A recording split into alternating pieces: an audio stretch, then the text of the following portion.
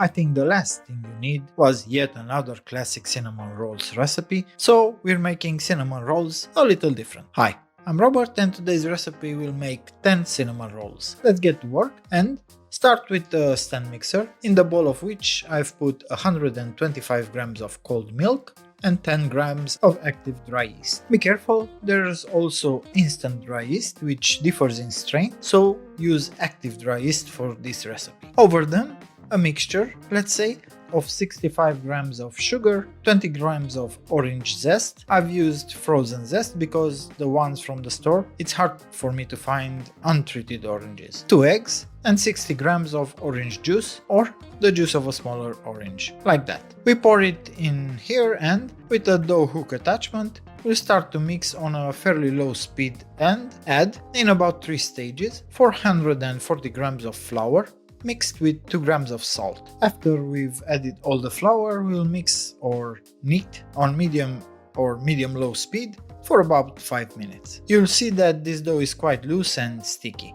It's perfectly normal, that's how it looks. Don't be scared and don't add extra flour. After the 5 minutes of kneading, to remove the dough from the bowl more easily, wet or let's say grease your hands a bit with oil so that the dough doesn't stick to them too much. Then take it out and place it on a tray lightly dusted with flour and we'll put it in the fridge for 30 minutes to cool again. Let it rest in the fridge for half an hour. Again, I'm telling you, don't be surprised that the dough is very soft, sticky, wet, and so on. So we'll need to use a bit more flour and make sure there's enough flour underneath the dough, especially because when you roll it out, fill it and then try to fold it, you'll be surprised that it sticks to the table. Let's not be surprised, we'll roll it out nicely and evenly into a sheet of 45 by 33 centimeters. Meanwhile, after about 20 minutes in the fridge, you can start making the filling. It takes a bit to weigh and mix the ingredients in the bowl of a stand mixer, though you can do it by hand if you really want. I've put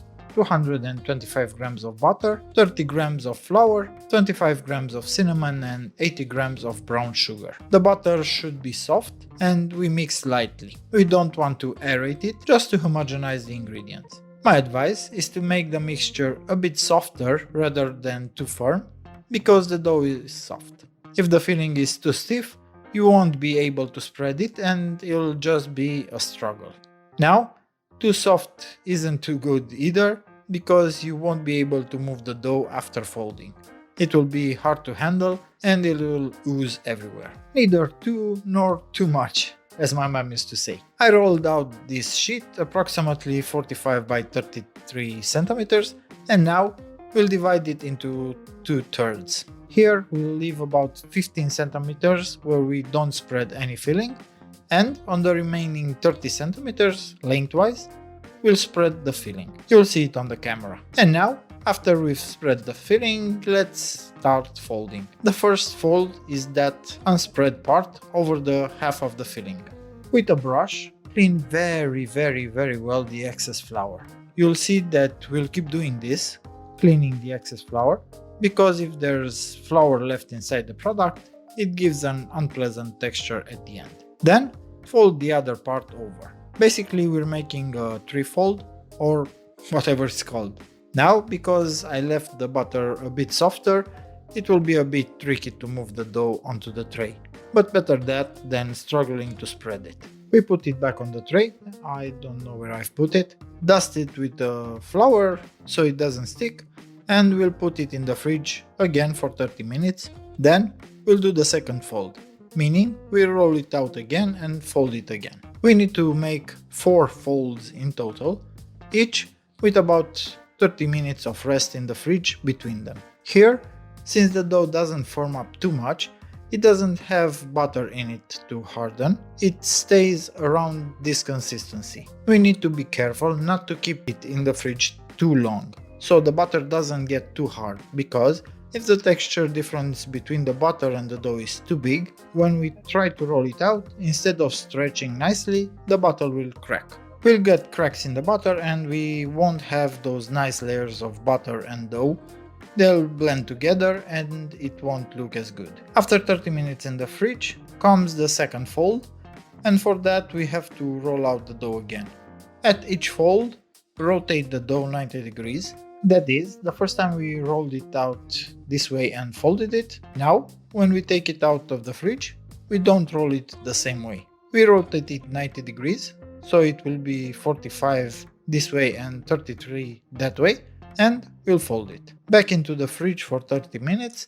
Then, when we take it out again, rotate it 90 degrees once more, and so on. Now, the second fold is basically the most sensitive stage because the butter layer is the thickest, and as I said, it might be a bit too cold and too hard. So be a bit careful, stretch it gently from the middle outward, then in the other direction carefully so as not to tear the butter layers. The same size, 45 by 33 centimeters. And after rolling it again, fold it exactly like the first time, 1/3, then over again.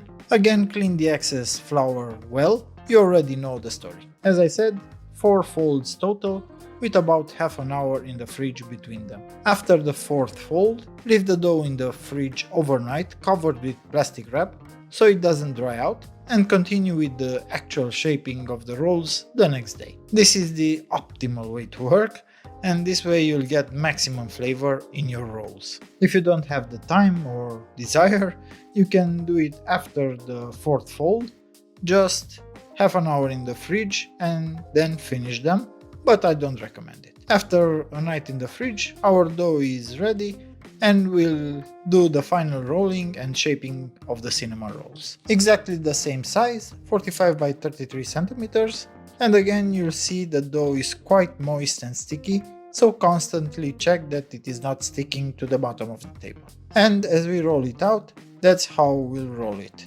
In this direction, on the short edge, roll it up quite tightly, and because we use quite a bit of flour on the table, if necessary, use a brush now and then to clean off the excess flour, because if you leave it there, again it gives an unpleasant taste and texture to the cinnamon roll. It should come out about the same thickness all along, if not, just adjust it, push it or pull it in a bit so it's even everywhere. Mine is 45 centimeters long. The idea is that, of course, we'll cut off the ends, so we'll lose a few centimeters at the ends, and after cutting them, it should be at least 40 centimeters because we'll cut 10 cinnamon rolls, each 4 centimeters thick. I take a ruler and mark every 4 centimeters, then cut to make sure it's all neat and even. Now I've cut them nicely, so we've got 10 pieces plus the ends and the leftover, which could be one more cinnamon roll. You can bake them as they are, just place them on baking paper, let them rise, then bake them, and they'll come out a bit flatter and will look like proper cinnamon rolls or little snails. I like to use these stainless steel rings, 8 centimeters in diameter and 4.5 centimeters tall. I found these a while ago at Metro and they were very cheap, but I only got 6 and now I regret it. I should have bought more, but I'll look for some more. So I'll make 6 because I have 6 rings. Again, when I take the cinnamon roll from here, I clean it off a bit of flour, place it in the middle of the ring and move on to the next. And since I'm making only 6, I have 4 left plus the ends. I keep those in a box with a lid in the fridge and bake them later or the next day. I think you can keep them for a day or 2 in the fridge, or if you want to keep them longer, just freeze them. Put the box in the freezer and when you need them, take them out and put them in the fridge to defrost. Let them proof and bake them, and that's it. We cover these rings with another sheet of baking paper and place everything somewhere warm.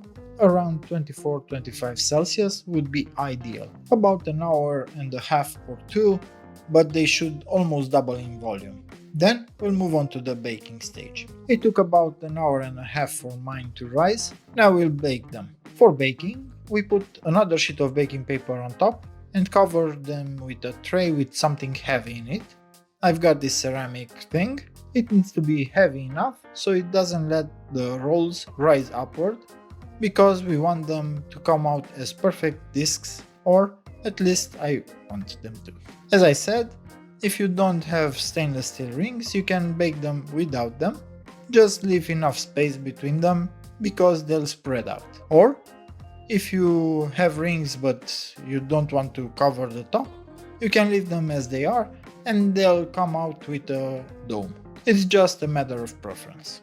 As they are now, bake at 180 Celsius with fan for 25 minutes or so. But after 20 minutes you can remove the top tray and check how brown they are.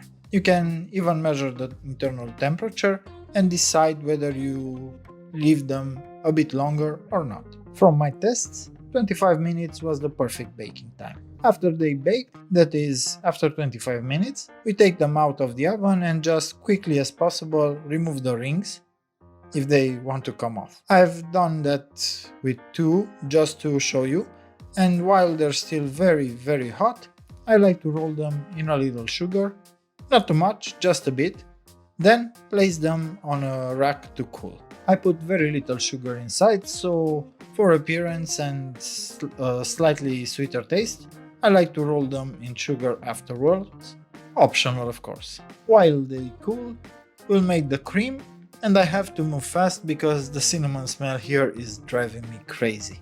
In a smaller bowl, I've put 90 grams of butter and 60 grams of powdered sugar, some vanilla, more or less depending on what kind of vanilla you use. Now you can make this with a mixer, but since we don't need a very aerated cream here, I'll just use a whisk. Mix just until the butter and powdered sugar are well blended. We want the butter to be quite soft. Over the mixture of soft butter and powdered sugar, add 225 grams of cold cream cheese straight from the fridge. We'll add it here and mix again. Don't mix the cream cheese with the butter too much, just until they're homogenized. It shouldn't take more than 10-15 seconds. Finally, 100 grams of cold heavy cream, and again mix just until combined. Again, slowly, because the cream tends to splash. And don't overmix because you'll see that it starts to look like it's splitting. If by mistake you've mixed too much, or something was too cold and it thickened too much, you can put it briefly on a double boiler to soften the butter a bit, and mix again, and it should be fine. I have an issue with most cinnamon rolls. They either have too little cream, or the cream is way too soft, or both. So the cinnamon rolls I created, these ones, have a lot of cream and the cream is a bit firmer, because I think there has to be a balance between how much cream and how much dough there is. I've put the cream into a piping bag, no nozzle, I just cut off the tip a bit wider and I'll pipe the cream on top. You can decorate however you want, I'm just showing you how I do it. Finally, all that's left to do is dust them with a bit of cinnamon, just for the looks, and to tell you that because they have a lot of butter in them, they're a bit denser, let's say firmer, whatever you want to call it, and if you put them in the fridge, the butter inside will harden and they'll be even firmer. So keep them at room temperature in a box with a lid and enjoy them. For more recipes like this, don't forget to give a like, subscribe to my channel, and follow me on Instagram for lots of useful tips.